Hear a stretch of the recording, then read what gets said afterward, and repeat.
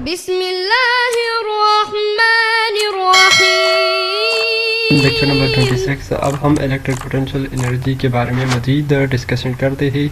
Electric current मतलब charge का जो बहाव होता है, जो फ्लो होता है, तो उसको इलेक्ट्रिक करंट कहा जाता है। D q by d t i is equal to d q by d t. इसका मतलब है कि टाइम के लिहाज से क्यू या चार्ज में जो चेंज आ रहा है तो इसको करंट कहा जाता है। इसको डी बाई डी टी को हम रेट ऑफ चेंज भी कहते हैं। और यहाँ पर हमारे साथ I is equal to Q by T आ गया, तो टी और आई इन दोनों को मल्टीप्लाई करें तो हमारे साथ क्यू की वैल्यू हासिल होगी। तो इस इक्वेशन में ये बात एक्सप्लेन की है। और इसी तरह unit of charge is ampere. हम जानते हैं कि यूनिट ऑफ चार्ज एम्पियर, और एम्पियर जो है ना वो हमारे साथ एक कूलम चार्ज जब 1 सेकंड तक फ्लो हो जाए तो ये 1 एम्पियर करंट होगी। इसी तरह ये हमारे साथ उसकी कुछ इकाइयाँ यहाँ पर दी गई है जो इजी आप खुद रीड कर सकते हैं, पिको, नैनो, माइक्रो वगैरह। इसी तरह करंट के बहाव का जो डायरेक्शन होता है, हम जानते हैं कि इलेक्ट्रॉन जो है वो पॉजिटिव चार्ज के बहाव से हासिल होती है। पॉजिटिव चार्ज इस तरफ जा रहे हैं तो इस सिमत में हमारे साथ करंट की फ्लो होगी। लेकिन चूँकि पॉजिटिव चार्ज जो है ना वो तो पैक्स होते हैं, प्लस चार्ज हमारे साथ वो पैक्स होते हैं। और इसी तरह नेगेटिव चार्ज की वजह से हमारे साथ करंट बनती है, पैदा होती है। तो अगर ये पॉजिटिव चार्ज इस डायरेक्शन में जा रही है तो नेगेटिव वाली साइन ये इस डायरेक्शन में जाएगी। ये चूँकि पैक्स होती है इसलिए हमारे साथ हम कहते हैं कि करंट का बहाव जो है ना वो रिवर्स होती है। असल डायरेक्शन तो ये है लेकिन करंट इस सिमत में जा रही है, तो इसका मतलब है the current flow is reversed.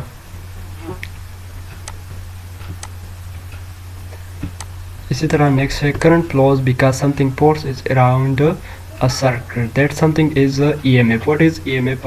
Electromotive force mean वो फोर्स जो किसी सर्किट में इलेक्ट्रॉन को बहने पर, फ्लो करने पर मजबूर करते हैं। इन फोर्स को ईएमएफ कहा जाता है।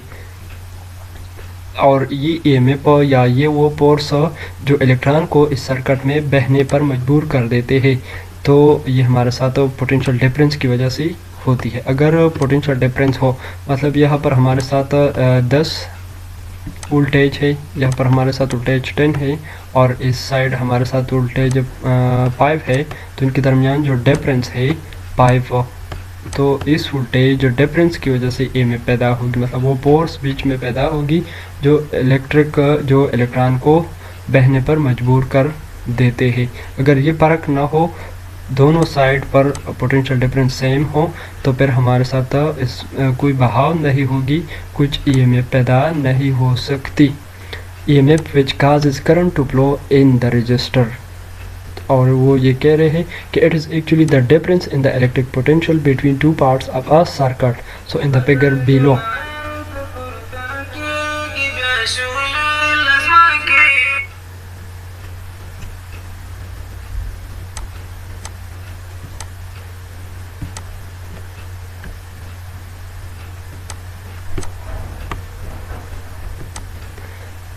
इसी तरह generally the larger V is the more current will flow. अगर पोटेंशियल वोल्टेज ज़्यादा हो तो करंट ज़्यादा बह जाएगी।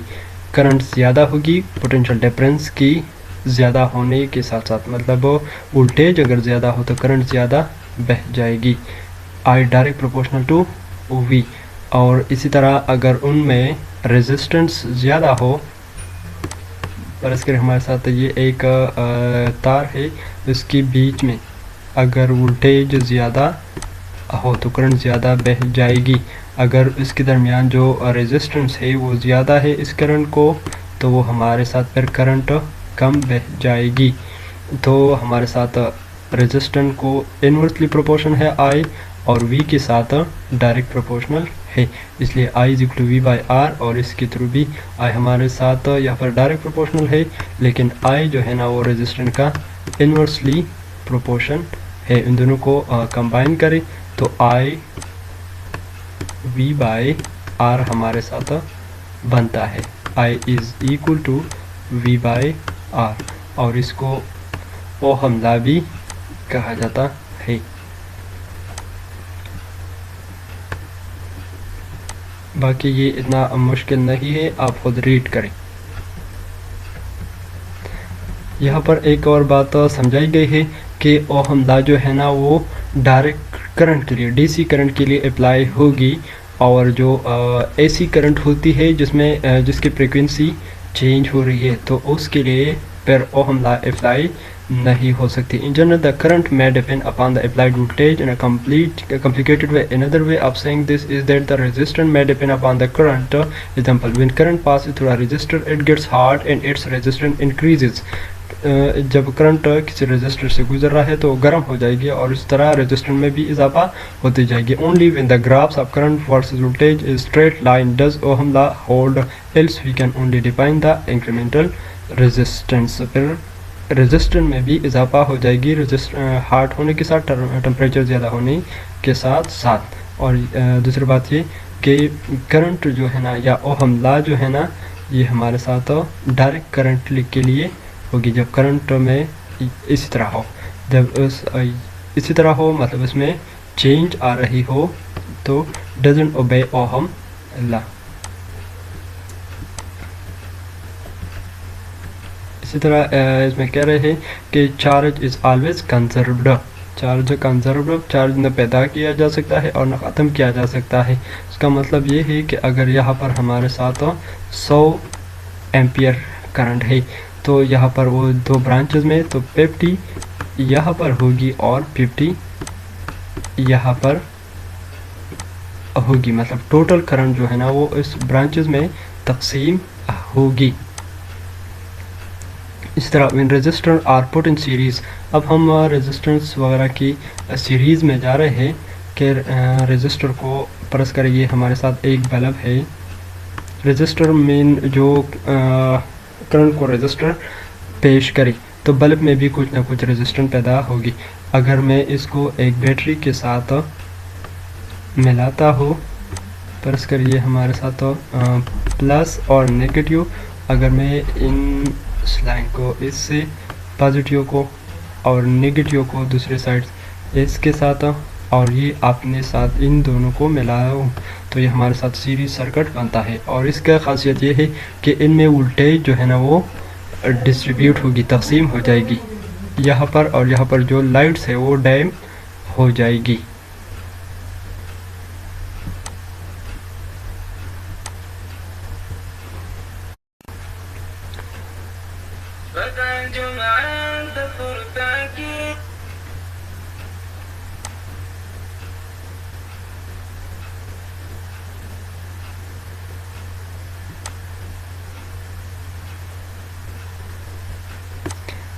When resistors are put in series with each other, the same current flows through both. तो दोनों में से सेम करंट फ्लो होगी, करंट सेम होगी लेकिन वोल्टेज जो है ना उसमें डिस्ट्रीब्यूशन हो जाएगी, वो डिस्ट्रीब्यूट हो जाएगी।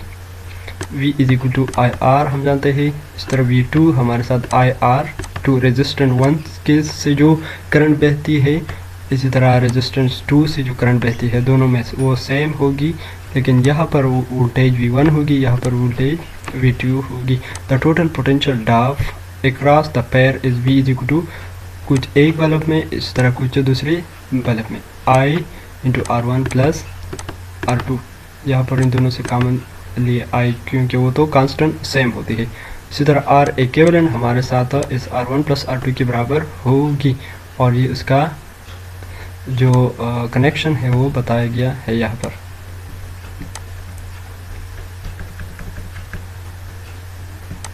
इसी तरह resistor can also be put in parallel, this mean that the same voltage V across in both. तो पैरेलल की सूरत में हमारे साथ वोल्टेज जो है ना वो सेम होगी। यहाँ पर एक ये लाइट और दूसरा ये हमारे साथ बैटरी, ये पॉजिटिव और ये नेगेटिव। अगर मैं इस पॉजिटिव से एक इसको दूँ और इसी पॉजिटिव से इसको भी दूँ और नेगेटिव को मैं इससे भी दूँ और इसी नेगेटिव से एक दूसरा तार इसके दूसरे टर्मिनल को ले आओ, तो ये हमारे साथ पैरेलल कनेक्शन बनता है और इसमें वोल्टेज डिस्ट्रीब्यूट नहीं होगी, मतलब लाइट डैम नहीं होगी। So voltage V is across both, वो हमारे साथ सेम होगी। I1 is equal to V R1 से जो करंट बहता है, इसी तरह R2 से जो करंट बहता है। Since I is equal to I1 plus I2, यहाँ पर जो करंट वो हमारे साथ टोटल करंट के बराबर होगी। इसी तरह I is equal to V by R equivalent is equal to V by R1, इसी तरह V बाई R2। तो हमारे साथ V चूँकि यहाँ पर कांस्टेंट होती है तो V को निकाल दे और इस तरह 1/R1 प्लस 1/R2 इन दोनों का एलसीएम लेकर इस तरह सॉल्व कर दे तो हमारे साथ R इक्विवेलेंट मतलब इक्विवेलेंट रेजिस्टेंस या टोटल रेजिस्टेंस इसके बराबर होगी।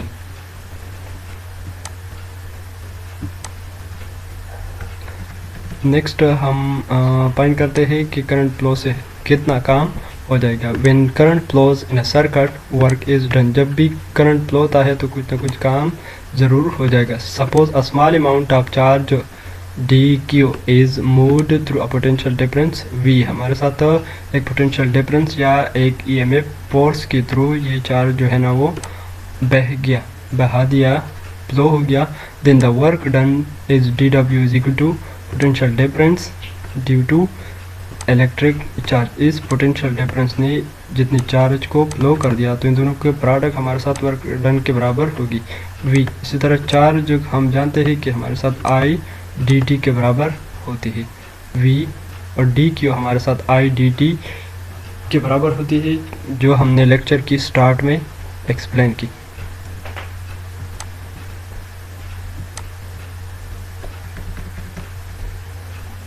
इसी तरह हमारे साथ v I dt और v को हम जानते हैं कि v हमारे साथ I R के बराबर होती है।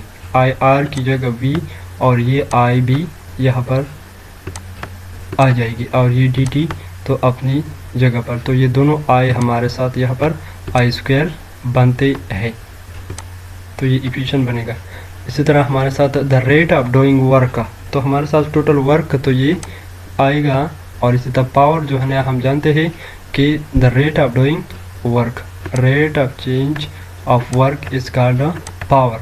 तो हमारे साथ पावर जो है ना या वर्क डन वो हमारे साथ इसके बराबर होती है I² R dt। dw हमारे साथ I² R n dt के बराबर है। dw हमारे साथ इसके बराबर है। इसी तरह नीचे ये dt तो पावर के फार्मूले की वजह से है, तो ये दोनों कैंसल, तो हमारे साथ पावर I² R के बराबर होगी। This is an important formula. It can also be written as P is equal to V² by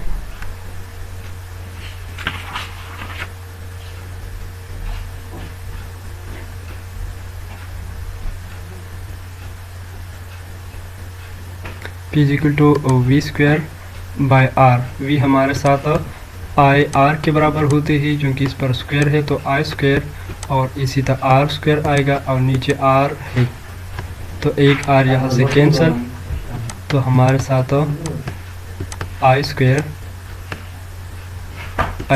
R इससे भी आता है। और इस तरह हमारे साथ ये I और V वाला भी हासिल हो सकता है,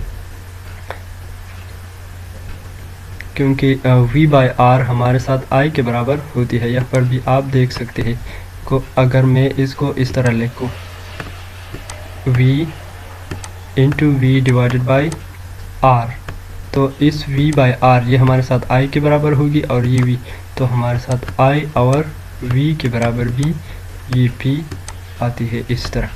the unit of power is volt, 1 volt ampere.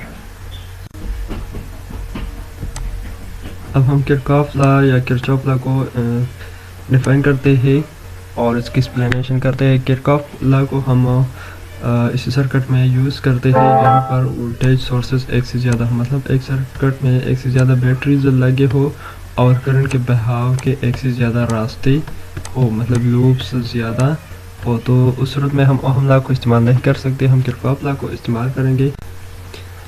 और किरचॉफ लॉ की एक्चुअल डेफिनेशन मैं आपको दिखा रहा हूँ। यहाँ पर है कि in any closed electrical circuit, किसी भी क्लोज्ड इलेक्ट्रिकल सर्किट में algebraic sum of all the electromotive force के टोटल इलेक्ट्रोमोटिव फोर्स और voltage drops resistor is equal to 0। मतलब रजिस्टर में जो वोल्टेज ड्रॉप्स होती है और जो इलेक्ट्रोमोटिव फोर्स होते हैं उन सब का सम जो है ना वो हमारे साथ 0 के बराबर होती है। तो यहाँ पर आप देख सकते हैं कि हमारे साथ A to B ये वोल्टेज है। मैं इसको डायग्राम से एक्सप्लेन कर रहा हूँ। यहाँ पर आप देख सकते हैं कि हमारे साथ ये EMF सोर्स है, ये एक रजिस्टर है और यहाँ से वोल्टेज जो है ना निकल रही है, डायरेक्शन सेम है, फिर AB, फिर यहाँ और फिर इस और वापस इसी तरह। तो हमारे साथ वोल्टेज AB, यहाँ पर वोल्टेज चूँकि EMF सोर्स के डायरेक्शन में बह रही है इसलिए वो प्लस है। इसी तरह इसी जगह पर वो चूँकि अब वापस इस सोर्स को दाखिल हो रही है, मतलब इस वोल्टेज के अपोजिट डायरेक्शन में है, तो ये हमारे साथ माइनस बन गया। इसी तरह यहाँ पर जो वोल्टेज ड्रॉप हो रही है, क्योंकि रजिस्टर से जब करंट पास हो रही है तो कुछ वोल्टेज ड्रॉप होगी, तो उसको हमने -IR से डिनोट कर दिया है।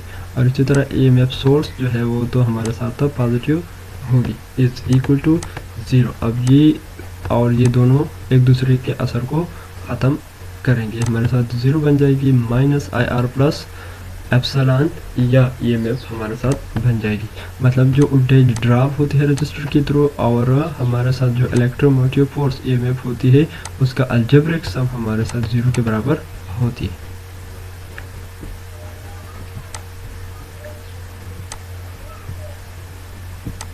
तो यहाँ पर आप देख सकते हैं कि उन्होंने इसी अंदाज में एक्सप्लेन की है, मतलब -IR plus EMF is equal to 0। ये आप खुद देख लें। इसी तरह नेक्स्ट हमारे साथ है, ये इतने इम्पोर्टेंट तो नहीं है। We can apply Kirchhoff law to a circuit that consist of resistor. अब हम किरचॉफ लॉ को एक से सर्किट के लिए अप्लाई करते हैं जहाँ पर रजिस्टर भी हो और कैपेसिटर भी हो, मतलब यहाँ पर कैपेसिटर और यहाँ पर रजिस्टर। तो कैपेसिटेंस और रेजिस्टेंस यहाँ पर जो वोल्टेज ड्रॉप होती है उन सब का सम जो है ना वो हमारे साथ 0 के बराबर होगी, क्योंकि हम जानते हैं कि Q is equal to VC या V is equal to Q by C, जो हमने कैपेसिटेंस में पढ़ा था। Q बाई C हमारे साथ वोल्टेज ड्रॉप के बराबर होगी यहाँ पर, मतलब यहाँ पर वोल्टेज इस फार्मूले के थ्रू इस C को इधर ले जाए तो Q बाई C बनता है और वोल्टेज ड्रॉप तो IR होगी। उन दोनों का अलजेब्रिक सम 0 के बराबर होगी। Now differentiate with respect to time to find. अब हम उसको डिफरेंशिएट करते हैं तो हमारे साथ C तो कांस्टेंट है यहाँ पर 1/C और Q हमारे साथ टाइम के लिहाज से डिफरेंशिएट होगा। और हम ये भी जानते हैं कि ये करंट की डेफिनेशन है, चार्ज में जो रेट ऑफ चेंज है तो उसको मतलब उसमें टाइम के लिहाज से जो चेंज आ रही है उसको I भी कहा जाता है। प्लस यहाँ पर I, तो उनको I पर डेरिवेटिव अप्लाई करें, R is equal to 0। Simple यहाँ पर हमने डेरिवेटिव Q और R पर I पर अप्लाई किया तो हमारे साथ di/dt ये रह जाएगी और ये साइड जो हमारे साथ Q जो है ना उससे dQ/dt उससे I बन जाएगी, मतलब I/C आते हैं। और इसी तरह ये वाले R भी बचते हैं। मैं इसको ज़रा एक्सप्लेन कर रहा हूँ। हमारे साथ di/dt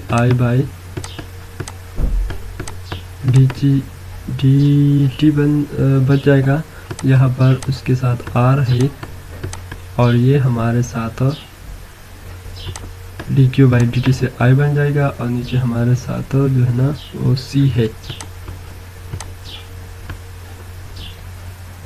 तो ये उधर चला गया तो माइनस बन गया, ये वाली सिस्टम -I/C। इसी तरह ये R है, इस R को भी यहाँ पर ले आए तो ये यहाँ पर प्रोडक्ट में है तो हमारे साथ ये डिवीजन में आ गया, इसलिए -I/RC इससे आता है।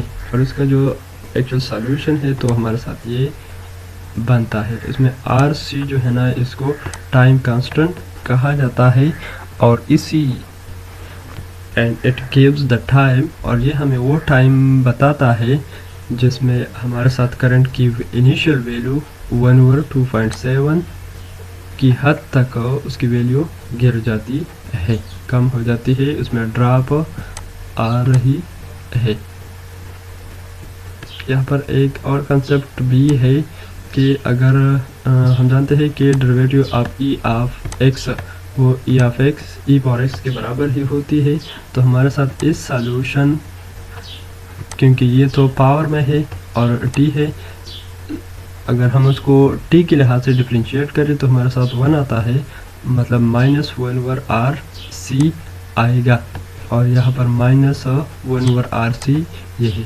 तो अगर मैं इस पावर रूल अप्लाई करके पावर को यहाँ पर ले आयु इस आई के करीब, तो हमारे साथ -T/RC/I0 e पावर -T/RC, तो इसके सॉल्यूशन इस तरह भी बन सकती है। ये जो पावर है तो ये यहाँ पर ले आए तो तकरीबन इसी तरह बन सकता है। इसकी ज़रूरत नहीं है, सिर्फ ये बयान करें कि e पावर x मतलब एक्सपोनेंशियल फंक्शन का जो डेरिवेटिव होता है वो वापस वही फंक्शन होती है। अब यहाँ पर जो डायग्राम्स है तो उसमें मुख्तलिफ डायरेक्शन के थ्रू आए और जो वोल्टेज ड्रॉप्स वगैरह बयान की गई है, तो हमने किरचॉफ लॉ में एक्सप्लेन कर दी, बाकी आप खुद देख ले, और ये इतनी इम्पोर्टेंट भी नहीं है। इसलिए अब हम ड्रिफ्ट वेलोसिटी की तरफ जाते हैं। A charge inside a wire moves under the influence of the applied electrical field and suffer many collisions। वो ये बयान कर रहे हैं कि इलेक्ट्रिक सर्किट में जो इलेक्ट्रॉन होती है, जो चार्ज होती है, तो हमारे साथ अप्लाइड इलेक्ट्रिक फील्ड की असर की वजह से वो हरकत कर रहे हैं, तो वो एक सीधी सिमत में एक डायरेक्शन में नहीं होती, वो कोलिजन के थ्रू मुख्तलिफ कोलिजन यहाँ पर टकराते हैं, फिर यहाँ टकराते हैं, फिर इधर टकराते हैं, तो इसी तरतीब से वो आहिस्ता आहिस्ता जा रही है, मतलब वो एक सीध में नहीं हो सकती। तो फिर भी कोलिजन करते हैं, टकराते हैं, लेकिन कुछ ना कुछ फासला वो तय करते हैं उस ख़ास स्पीड से, तो उसको हम it move on the average to the right at the drift velocity और स्पीड, तो उसको हम ड्रिफ्ट वेलोसिटी या उसका स्पीड कहते हैं, ड्रिफ्ट स्पीड कहते हैं, क्योंकि एक सीधे डायरेक्शन में नहीं होती, कोलिजन उसमें आती है, लेकिन फिर भी वो राइट की तरफ जाती है, तो इसको हम ड्रिफ्ट वेलोसिटी कहते हैं।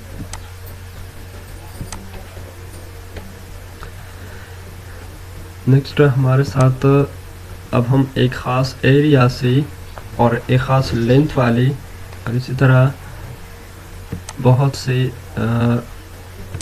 छोटे छोटे एरियाज़ हमारे साथ इस तरह बनेंगे क्रॉस सेक्शन के, तो इससे हम करंट को की बहाव फाइंड करते हैं कि कितना बनता है। अगर n टाइम्स हमारे साथ तो इसके जो क्रॉस सेक्शंस है, consider a wire through which charge is flowing. एक तार है जिसमें एक चार्ज फ्लो कर रही है। Suppose that the number of charges per unit volume is in charge उससे पास हो रही है। If we multiply n by the cross sectional area of the wire, cross sectional area के साथ अगर मल्टीप्लाई करें एंड द लेंथ l और l के साथ, मतलब l a और जो n टाइम्स जो n इलेक्ट्रॉन या चार्जेस फ्लो कर रही है in the section of the wire is, तो हमारे साथ q चार्ज जो है ना वो हमारे साथ बराबर होगी NaLe, मतलब n electron n electric charge एक ख़ास एरिया से और एक ख़ास लेंथ से पास हो रही है, तो हमारे साथ वो q टोटल q के बराबर होगी, टोटल चार्ज के बराबर होगी। If the drift velocity of the charge is Vd, then the time taken for the charge to move through the wire is T is equal to L by Vd, क्योंकि हम जानते हैं कि speed जो है ना, स्पीड v हमारे साथ बराबर होती है डिस्टेंस बाय t, अब मेरे टी को इधर ले जाओ और वी को यहाँ ले आओ, तो हमारे साथ बन जाएगी t is equal to distance by v. अब चूँकि डिस्टेंस तो तार के लंबाई के बराबर है, तो हमारे साथ तो यहाँ पर एल आएगी, एल, और स्पीड जो है ना हमारे साथ तो वी ड्रिफ्ट है वी डी, इसलिए हमारे साथ t is equal to l by v d के बराबर होगी।